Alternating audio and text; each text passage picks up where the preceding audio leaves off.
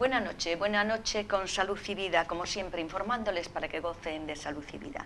El tema de esta noche con el doctor Belinchón. El doctor Belinchón, gran doctor conocido en nuestro Ferrolterra y que viene con la predisposición de siempre informarles para que gocen de salud y vida. Buenas noches, doctor Belinchón, y gracias por tenerlo con nosotros. Buenas noches. Bueno, como siempre, una gran satisfacción tenerlo porque sé que su sapiencia y humanidad nos lleva siempre a esa comprensión de, sobre todo, cuidarnos, ¿no, doctor? Sí. ¿Usted cree que los problemas de garganta y oído podemos ponerle meta a nosotros y decir, cuidarlos? ¿Cómo podemos hacer para tener esto un poco controlado? Indudablemente, pues todo estado de salud depende en parte de lo que nos ocurre desde fuera y en parte de lo que nosotros aportemos. Y hoy en día, pues casi todo el mundo, mejor dicho, conoce las medidas de higiene elementales de tal forma que su vida sea más saludable. Doctor, y a veces con temas muy sencillos podemos dar una mejor calidad de un futuro a nuestros órganos, en este caso garganta y oído. El futuro está en parte condicionado genéticamente. Y en parte, como decíamos hace un momento, por factores ambientales, y algunos dependen de nosotros, como por ejemplo los buenos o malos hábitos, y otros no dependen de nosotros porque son factores que no podemos manejar. Por ejemplo, la irradiación solar que quema la piel, pues no se puede fácilmente manejar, aunque se puede prevenir. O los hábitos tóxicos, como es el fumar en exceso, o el beber, o las bebidas alcohólicas, pues son factores que nos condicionan hacia el futuro, claro. Doctor, ¿usted cree que la población que hoy en día tiene el privilegio de esta pequeña educación o docencia sanitaria a través de los medios de comunicación, aparte de todos los especialistas como usted que siempre están en posición de informar, que esto nos puede conllevar a ser un poco más cautelosos con la salud y poner esa parte bien protegiéndonos del sol en las horas puntas, bien no fumando, bien controlando el exceso del alcohol para los problemas de boca y garganta? ¿Qué opina de esto? Pues que si las medidas esas, las razonables, no exageradas, influyen desde luego en el estado de salud y en la posibilidad de vivir más años con mejor calidad de vida. Hay otros muchos factores que están previamente determinados en los que no podemos influir. Y esos factores, posiblemente de cara al futuro, tienen más importancia. Bueno, pues vamos a centrarnos un poco a estas preguntas generalizadas en las cuales yo me he informado. Disfonías, doctor. ¿A qué nos conlleva una disfonía? Pues pasando de lo más severo, de lo más grave a lo más leve, en primer lugar, el cáncer de laringe pues condiciona una disfonía. Si afecta a las cuerdas vocales, pues enseguida, en fases precoces, le afecta, produce una disfonía. Y es una disfonía característica que no pasa espontáneamente a lo largo del tiempo, sino que se va agravando desde que empieza hasta que uno se percata y acude al médico. Pueden pasar intervalos largos, lo cual hace del pronóstico peor. Luego hay disfonías banales, disfonías que no tienen mayor importancia y que curan espontáneamente. Por ejemplo, la disfonía que ocurre durante una infección respiratoria aguda, durante un catarro común. Inflaman las cuerdas vocales, pero esa inflamación pasa espontáneamente, salvo que durante ese periodo uno se esfuerce en alcanzar un tono de voz que no se produce normalmente. El esfuerzo ese, a lo largo del momento en que uno está acatarrado, pues produce que la disfonía se prolongue. Hay muchos tipos de disfonías. Uno de ellos, frecuente, es el del abuso vocal. Hay muchas personas que van más allá de su capacidad para proyectar la voz, para hablar en voz alta. En la base de ese problema hay una situación probablemente de estrés agudo. Uno grita en un momento determinado, o crónico porque grita de manera habitual o eleva el tono de voz más allá de su capacidad. Entonces las cuerdas vocales rozan una con otra y se genera eso que se llaman nódulos vocales.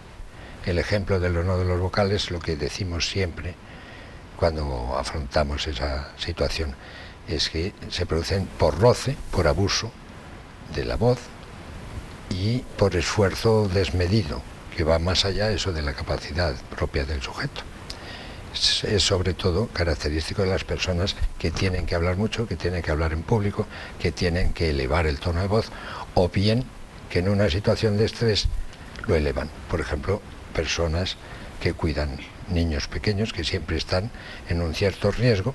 Para una persona que se alarma con facilidad que un niño tropiece, pues significa emitir un grito o decirle que pare. Otras personas, por ejemplo, profesores, abogados, personas que tienen que hablar mucho y que hablan en espacios amplios, sin micrófonos, por ejemplo, pues tienden a abusar también de la voz y tienden a hacer nódulos vocales. Doctor, de ahí el apoyo de la logopeda o logopeda, sería menester siempre hacernos todos esa capacidad de hasta dónde podemos llegar, tener una escala de juicio y valores con nuestro propio timbre de voz. ¿Cómo ve usted esto? Bueno, uno desde luego debe conocerse un poco y conocer sus límites y saber no sobrepasarlos, que toda la población en general tenga que pasar por un logopeda para que le diga cómo tiene que entonar, me parece excesivo. Sí. Desde luego, por ejemplo, en el caso de los nódulos vocales, debido siempre a un abuso en el uso de la voz, sí que es conveniente. No solo es conveniente, sino que posiblemente es imprescindible. Esa persona que los padece tiene que cambiar su hábito vocal. No son tributarios de cirugía, es decir, es muy sencillo para nosotros, para el especialista de otorrinolaringología, extirpar unos nódulos vocales. Pero si el paciente no está mal habituado a un uso de su voz, de su garganta, de su laringe, ese paciente, una vez operado, vuelve a la situación inicial y se vuelven a reproducir los nódulos. Por eso yo jamás he recomendado en toda mi vida, que es la profesional, que es pues larga y creo que intensa, jamás he recomendado operar unos nódulos vocales. Es mejor proceder a la rehabilitación, al cuidado por un logopeda que enseña a proyectar la voz sin esfuerzo. Totalmente, doctor. Estos nódulos que afectan a las cuerdas, ¿no, doctor?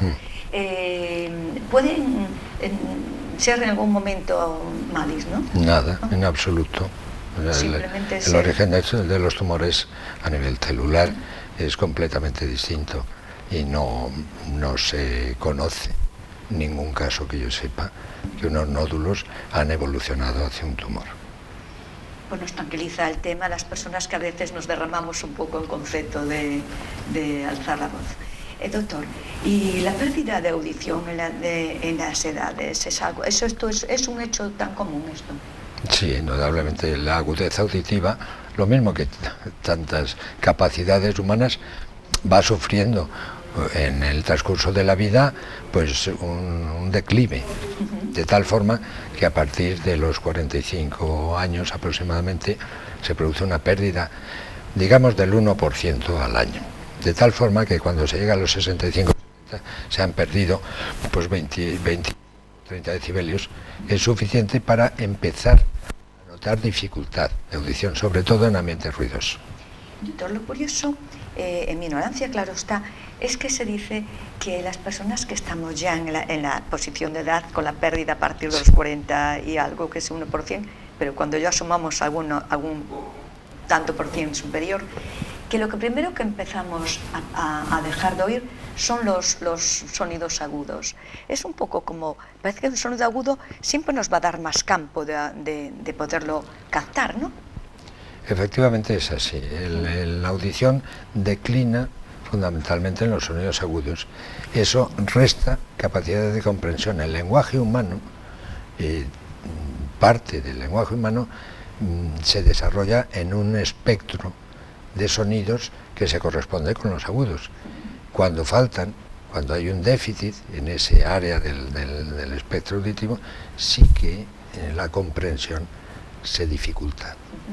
No tanto la audición global, por ejemplo, se oye una conversación pero no se comprende. De eso se quejan la mayor parte de los pacientes que tienen eso que se llama presbiacusia, que es como llamamos al declive de la audición en función de la edad. Doctor, ¿qué es lo que más le demanda en estas personas que llegan ya al sentido común y a la lógica de tener que hacer una consulta médica? ¿Qué es lo que más le manda, aparte de querer oír? ¿Qué es lo que usted nota que estas personas, cómo hay que educarles a saber que esta pérdida pues incluso se va a proyectar incluso un poco más? ¿Qué es lo que usted les puede aportar para su tranquilidad en la vida? Pues para su tranquilidad, en primer lugar, aceptar que eso es una situación inexorable. Muchas veces nos rebelamos frente a esa situación y la rebelión es absurda, no hace más que hacer daño a uno mismo, porque no tiene una posibilidad de solución con ninguna medida que uno pueda tomar. Entonces, claro, acudir a alguien que pueda ayudar es lo lógico y lo razonable, no rebelarse, o no dejar de reconocerlo, o no hacer que los demás, es decir, las personas de su entorno, le estén diciendo continuamente que no oyes, o que eres sordo, que ve al médico, o que lo que sea. Bueno, doctor Benchon, y usted, aparte de ser un gran otorrino, tiene también esa parte de psicología. ¿Cómo nos puede definir que muchas personas que no sabemos que estamos disminuyendo en el tema auditivo, nos parece mal cuando alguien nos lo dice, incluso sabiendo nosotros que es algo real?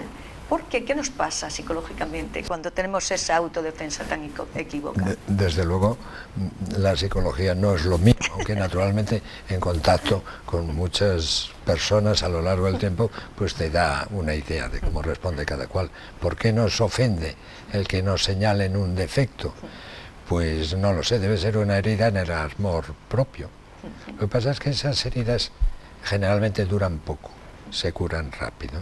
Uno se olvida y continúa con el ritmo de su vida, o bien atiende a la petición, aunque sea de los demás, y es una situación frecuente que le impulsan a que intente corregir sus fallos.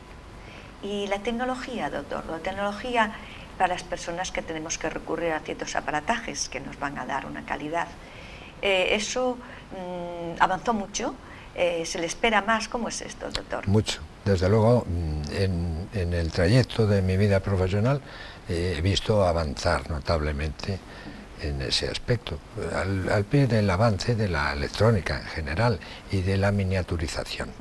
Pues antes los aparatos, los audífonos que llevaban las personas esas que se decían sordas, en primer lugar solían llegar a aportar un audífono cuando eran sordos profundos, y en segundo lugar, pues eso, el aspecto tecnológico, eran unos aparatos gigantescos que funcionaban de manera muy regular y que no reproducían fielmente el campo sonoro, de tal forma que la ayuda era muy escasa, y eso ha hecho que a lo largo del tiempo pues ha penetrado en la población y se haya rechazado el acudir para intentar mejorar su situación mediante un aparato que estaba en principio desacreditado.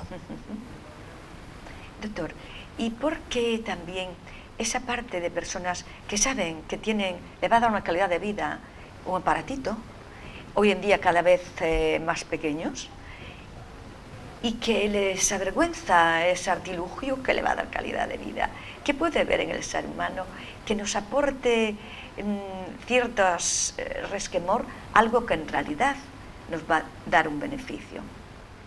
Pues enlazando con lo que decía anteriormente, la ayuda auditiva, los audífonos en general, estuvieron durante mucho tiempo muy desacreditados, y el que hayan sido en parte visibles ha hecho que mucha gente los rechace, porque cualquier defecto que es evidente para los demás tendemos a ocultarlo. Actualmente, pues con eso, como decíamos, con la miniaturización y la aceptación por parte de la población de que realmente constituyen una ayuda importante, pues está cambiando el pensar de la gente con respecto a servirse de aparatos. Totalmente, hay que ser lógicos y aportarnos todo que nos aporte calidad de vida. Las vergüenzas están de más. Doctor, infecciones recurrentes de oído.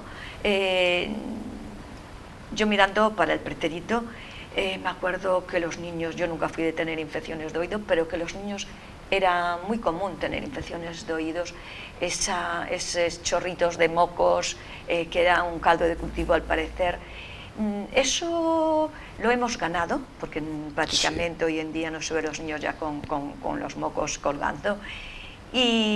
Pero esas personas que han tenido estas infecciones recurrentes, ¿les pasó también factura en el tiempo? Sí, naturalmente. Las infecciones de oído, que como dice, eran muy frecuentes en la infancia y además un desarrollo largo, ocasionaban pues una destrucción o una alteración importante del oído medio. Y eso, claro, tiene consecuencias a largo plazo. Muchos de los pacientes que han tenido que operarse de problemas del oído, sobre todo del oído medio, de adultos, comenzaron con episodios de otitis repetidas en la infancia. Actualmente, desde luego, han disminuido mucho. Pues posiblemente influyen varios factores. Uno de ellos es que el estado de salud en general de los niños, muy cuidados actualmente, pues ha mejorado mucho. Posiblemente se defienden mejor. Sin embargo, hay problemas del oído, unos debidos a infecciones o debidos a problemas relacionados con la nariz, que desarrollan esa afección tan frecuente que es la otitis secretoria, la otitis seromucosa. Eso que normalmente se conoce como moco en el oído. Ese problema ha ido creciendo y actualmente, pues, no sé, un tercio quizá de los niños entre 3 y 6 años padecen una otitis seromucosa. Doctor, porque ese caldo también de cultivo, que también lo parecemos muchos adultos, esa conjunción moco-oído, ¿a qué nos puede conllevar también a un adulto? ¿Cómo podemos poder evitar, por nuestra parte, yendo a la clínica, a una consulta, qué podemos hacer para quitar ese acúmulo de moco en el oído, que a veces nos genera cualquier catarro? En principio, en un adulto es una cuestión que suele resolverse espontáneamente. O sea, no hay más que tener un poquito de paciencia, que es lo que primero que recomienda el médico, porque es autolimitado. O sea, eso nadie va por la calle con una otitis seromucosa puesta permanentemente, o es muy raro. Es decir, los problemas a veces se solucionan solos, dándoles un poco de tiempo, un poco de paciencia. Pero en otras ocasiones pues hay que recurrir a un tratamiento. El tratamiento fundamental, aunque como leyenda urbana está muy desacreditado, son los corticosteroides. Y secundariamente, en las personas que tienen ese déficit posiblemente originado en la nariz y que han acumulado moco en el oído, pues también son susceptibles de, con una intervención mínima, que es insertar un tubo de ventilación, resolver el problema. Si no definitivamente, por lo menos en periodos largos. Y doctor, el tímpano que hace también la fiebre de algunos años, era esa parte sumamente grave, ¿no? El tímpano, hablar del tímpano era algo como casi intocable, cosa que gracias a los tiempos todo es más solutivo hoy en día, ¿no? ¿Sigue siendo el tímpano una parte conflictiva a la hora de salud del oído? Bueno, tiene una importancia relativa y además hoy en día y desde hace ya años pues es reparable en cuando se lesiona. La importancia mayor de los problemas del oído se va trasladando desde el oído externo y desde el comienzo del oído medio en el tímpano hacia el oído interno. O sea, cada vez vemos más problemas debidos a alteraciones del oído interno, que es en definitiva la porción más importante, que alteraciones del oído medio. Y doctor, con esto de tumores, ¿qué es más, digamos, conflictivo, qué es más manido que se manifieste en el tema nasal o en el auditivo? ¿Cuál es la parte que es más susceptible a tumoraciones malignas? El oído, desde luego, es excepcional, es maligno. Los tumores en el oído medio y en el oído interno son los tumores glómicos y los pues estadísticamente habrá en la población de Ferrol 1 o 2 por 100.000 habitantes y año, y esta comarca pues comprende aproximadamente 200. Es decir, son raros. Los tumores malignos del oído medio prácticamente no existen. Y los tumores que son del pabellón y el conducto auditivo externo son tumores cutáneos, son de piel, y esos afortunadamente casi siempre son curables, y curables con intervenciones quirúrgicas limitadas o bien con otros procedimientos como la radioterapia. ¿Y los acúfonos y los años, doctor? Porque si antes nos el tema de la sordera está ahí acusando el día a día, o sea, de las personas que cumplimos años, los acúfonos son también portadores de cada año de las personas. Los acúfonos es una entidad muy amplia, muy diversa, muy distinta y de orígenes pues completamente distanciados unos de otros. Pues hay acúfenos que dependen de problemas de enfermedades del oído, hay otros muchos acúfenos que no dependen de problemas del oído, dependen pues de afecciones del sistema nervioso central o de afecciones de otros órganos. Es muy característico atribuirlos, por ejemplo, a problemas de estática de la columna cervical que tienen una relación remota pues con el oído, pero que sí que pueden producir acúfenos. También la hipertensión arterial, una anemia intensa, en fin, afecciones de muy otra índole del organismo pueden producir acúfenos. Y el deslindar, el conocer el origen y el tratarlos realmente es un problema muy amplio. Es un tema, doctor, para el paciente un poco estresante, ¿verdad? Indudablemente. Hay personas que creo que principalmente por su especial sensibilidad o por su especial preocupación con respecto a los problemas de su organismo, fijan su atención en la presencia del ruido. El ruido o el acúfeno suele ser de un nivel de sonido muy bajo, y en un ambiente en el que nos movemos habitualmente, que está lleno de ruidos, aunque no sean intensos, esos ruidos son capaces de superar la intensidad del acúfeno y ocultarlo. Ese es uno de los sistemas que más se emplean para mejorar la situación de las personas que producen acúfenos.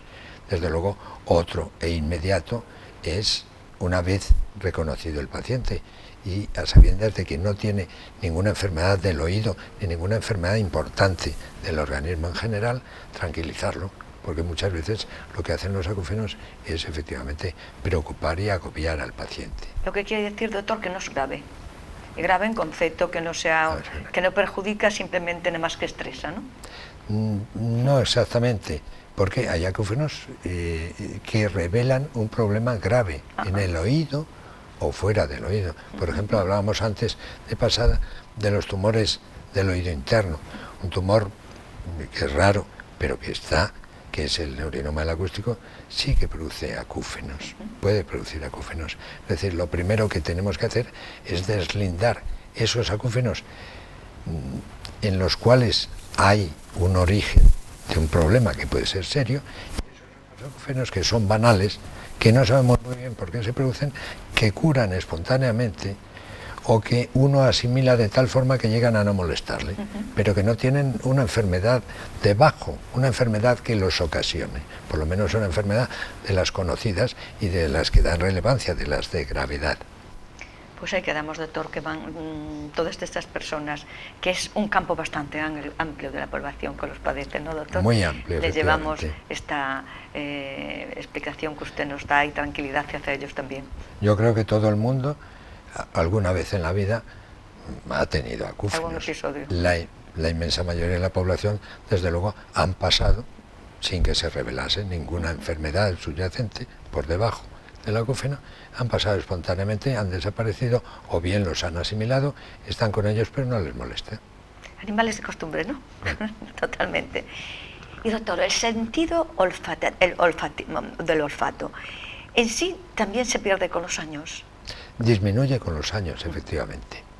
Disminuye como toda la sensibilidad en general. Esto actualmente se ha relacionado, o hace unos años, 2, 3, 5 años, la disminución del sentido del olfato con la enfermedad de Alzheimer. Es un síntoma más del decaer, del proceso de degeneración del sistema nervioso central. Lo mismo que decae la memoria y el pensamiento, todas las funciones del sistema nervioso, pues decaen también la olfacción. Se pensó por un momento que esos pacientes en los que se sospecha, pero no está claro, una enfermedad de Alzheimer, investigando la sensibilidad olfativa, se llegaba antes a un diagnóstico. Hoy en día pasa, como digo, por un proceso más dentro de la degeneración del sistema nervioso central que ocurre en el Alzheimer. Yo quería, doctor, que el tema del Alzheimer, de hecho, que se les hace unas pruebas de olfato, que estaba más vinculada al tema de que la persona no reconocía ya, porque más que perder el olfato es que no sabía posicionar un olfato con digamos, en este caso, con el café, con el queso, con las rosas, que yo quería que más que nada era una falta de memoria más que de olfato en sí. Sí, es una cuestión, un problema, digamos, cognitivo, o sea, de conocimiento. A eso no es posible llegar deslindar una cosa de otra, pero desde luego las células sensibles del sentido del olfato, que están en la parte superior de la nariz y en inmediato contacto con el cerebro, a través de esas neuronas, mueren también, como mueren todas las neuronas del organismo.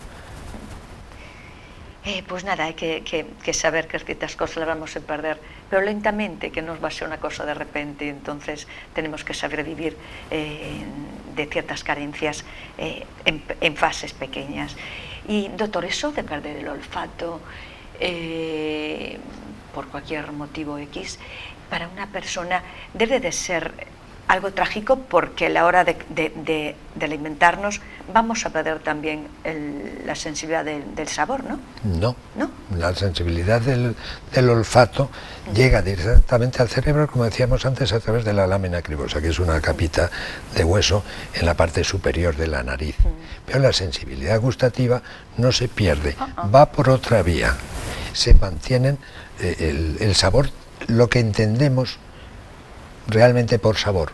Los sabores son dulce, amargo, ácido, un sabor casi recién incorporado, que es el sabor proteico, y el sabor salado, si es que no lo hemos citado, y nada más. Pero esos sabores se mantienen.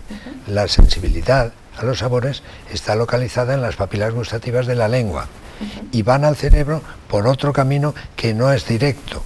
Anda, pues. No es de la nariz directamente hacia el cerebro, sino por vía de otros nervios, a causar la sensación, esa es la sensibilidad gustativa. Pero la sensibilidad gustativa se mantiene. Pues una gran cosa, porque perder también el placer de la alimentación, de los sabores, es traumático, doctor, sería traumático. Y en lo que yo conozco, la pérdida del olfato, bueno, según refieren los pacientes, no supone para ellos pues una gran pérdida.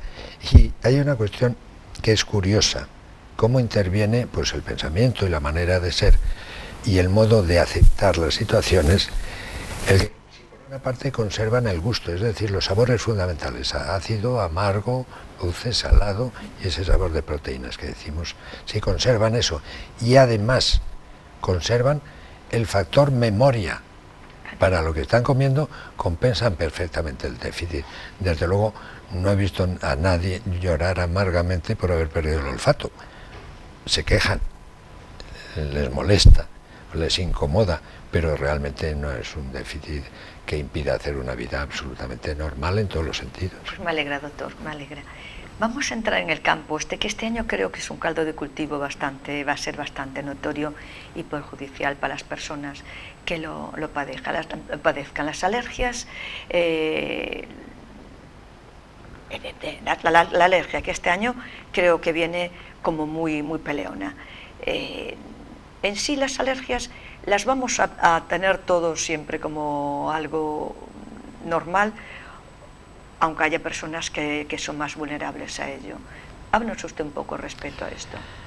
Mi idea de este momento, vamos, la idea que creo que es la más comúnmente aceptada, es que por una parte tiene una base genética. Es decir, casi todas las personas que tienen una alergia, estoy refiriéndome a la alergia respiratoria y a la alergia que afecta sobre todo a la nariz. Y tienen pues una base genética. Generalmente, cuando se indaga en la historia clínica de esos pacientes, pues su padre o su madre o su abuelo o sus antepasados han tenido una alergia respiratoria, que puede ser localizada en la nariz, una rinitis, o que puede ser asma bronquial, o bien la combinación de las dos, que es también muy frecuente. Rinitis y asma están íntimamente ligadas. Entonces, actualmente el número de personas que padecen una alergia respiratoria pues parece que va en aumento. Desde luego, en los niños es cada día más frecuente. Por una parte, porque se diagnostican más. Antes muchos niños que tenían una rinitis alérgica pasaban por estar siempre acatarrados. Vaya, este niño está siempre acatarrado. Resulta que en la base tenían una rinitis de origen alérgico. Doctor, el desvío de tabique nasal también era conflictivo, ¿no? Ahora de confundirse con, pues se podía confundir también con ciertas alergias. Claro, la desviación importante del tabique nasal sí que produce una dificultad respiratoria, y la rinitis alérgica produce una dificultad respiratoria. Con respecto al tabique nasal, es un diagnóstico, digamos, muy fácil y recurrente. Pero yo, cuando hablo con los pacientes que lo padecen o que creen padecerlo, les digo, mire, es que el tabique nasal no es como el tabique de una pared. Se llama tabique porque divide las dos fosas nasales, como un tabique en la casa. Pero no significa que sea rectilíneo. Todo el mundo, en cuanto tiene la nariz un poco proyectada, como puede ser la mía, tiene un tabique, lo cual no significa que esa desviación sea obstructiva y que merezca que valga la pena operarla. Queda ahí claro, doctor. El vértigo. El vértigo, gran temido de la sociedad, ¿no? Algo que nos descoyunta el movimiento, la vida, y que somos, pues nada, ante un vértigo. Efectivamente. ¿Por qué llegamos al vértigo? El vértigo, lo que llamamos vértigo, que es una sensación fundamentalmente de giro intenso y que produce además molestias digestivas, vómito y tal. Ese tipo de vértigo es en parte atribuible al oído, pero hay muchas cosas de esas que se llaman mareo, que engloba el vértigo, que no tienen una posición definida. No sabemos exactamente de qué se trata. Unas veces se habla de inestabilidad y otras veces se dice simplemente esa palabra mareo. Tengo mareado el estómago, tengo mareada la cabeza. Eso realmente no se corresponde con el vértigo tal como lo entendemos nosotros. El vértigo es esa sensación generalmente brusca de giro de los objetos o de giro de uno mismo, que generalmente también es autolimitada. Quiere decir, para en algún momento. A veces dura horas, rara vez días. Y a veces se trata de afecciones efectivamente del oído o de otras, y otras veces de afecciones que nada tienen que ver con el oído. Desde luego, cuando hay una sensación como la que hemos citado, de giro brusco, con síntomas digestivos, que incapacita al paciente, no se puede tener de pie, incluso está en una situación muy incómoda cuando se acuesta, ese que es lo que nosotros llamamos vértigo auténtico, pues ese sí que está en ocasiones relacionado con el oído. En otras ocasiones es producido por otras alteraciones del sistema nervioso central. Y eso que se llama mareo tiene en su base también un componente psicológico muy importante. Hay personas que no pueden nunca explicar claramente los síntomas porque no lo han notado. Y alguien les ha dicho, estás mareada, y se han quedado con la palabra mareo y la atribuyen a cualquier motivo. Totalmente. Doctor, ¿y qué consulta es más demandada? ¿Es el oído o la garganta y la boca? Porque la boca, hoy en día hay una gran problemática de cáncer, ¿no, doctor? Lengua, claro. Boca. El cáncer de la vía aerodigestiva superior, que incluye, pues claro, la boca, la faringe, la laringe, Es en esta comarca desgraciadamente frecuente, pero en muchas ocasiones, la mayoría de las ocasiones, está ligada a hábitos tóxicos, al fumar y beber inadecuadamente.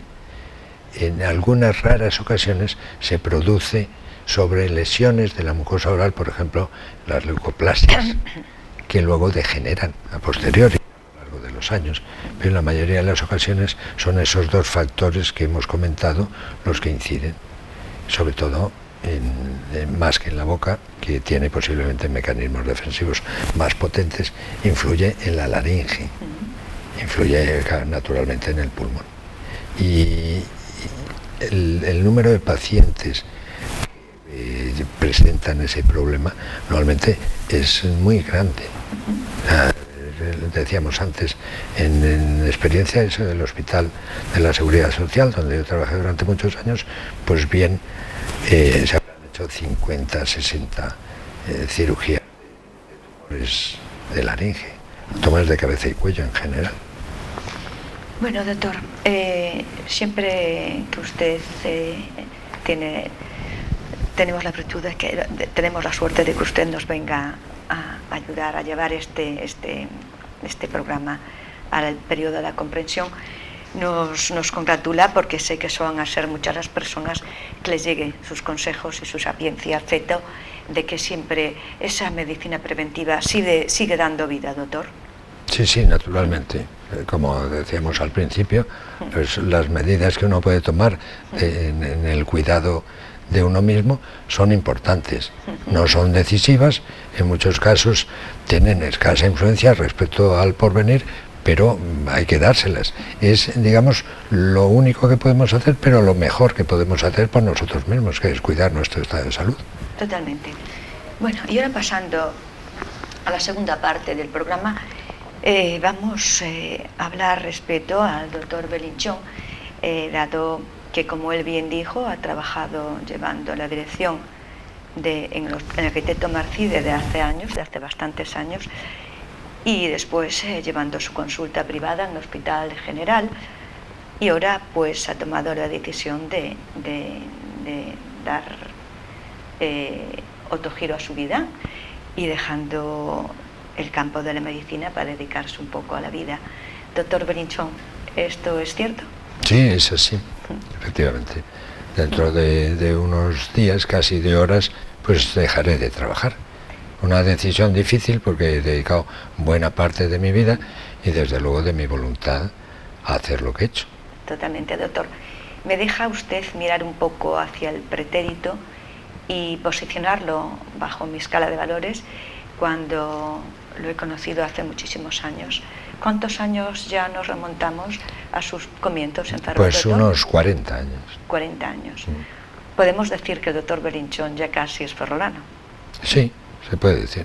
Quiero a la ciudad, me encuentro bien en ella, aquí he desarrollado mi profesión, que es a lo que yo vine, en parte, en buena parte, creo haberlo logrado, y ahora ya me toca pues pasar el testigo, como dicen ahora, a personas más jóvenes, que sin duda, pues con mucha menos experiencia, pero con mucho más empuje, pues lo pueden llevar adelante. Es decir, espero, seguro, que no se producirá ningún vacío.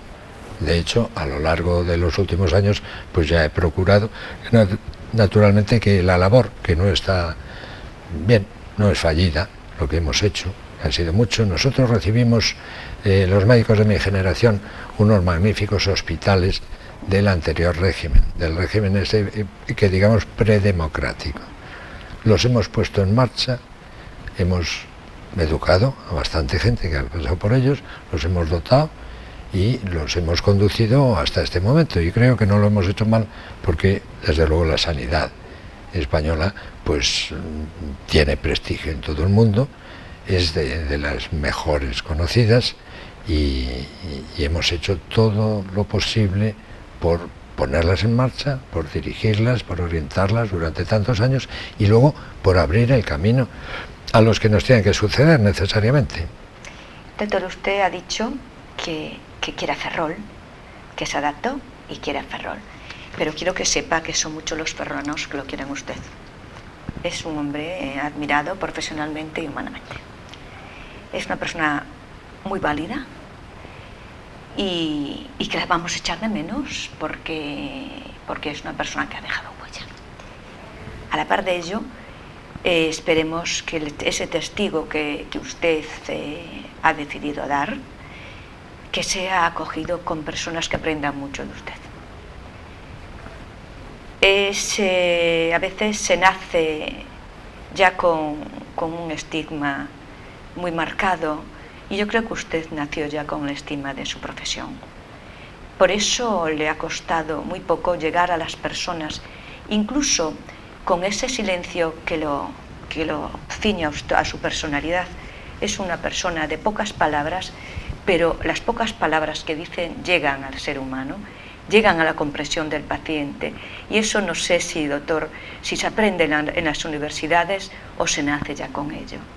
Usted es un hombre que dignificó la medicina, nos dio un proyecto de vida a las personas que hemos tenido la suerte de caer en su sapiencia y aparte de en su humanidad.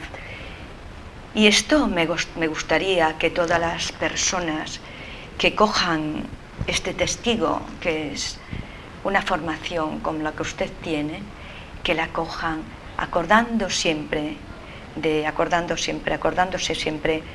lo que usted ha proyectado en estos 40 y pico de años y que está tan altamente reconocido.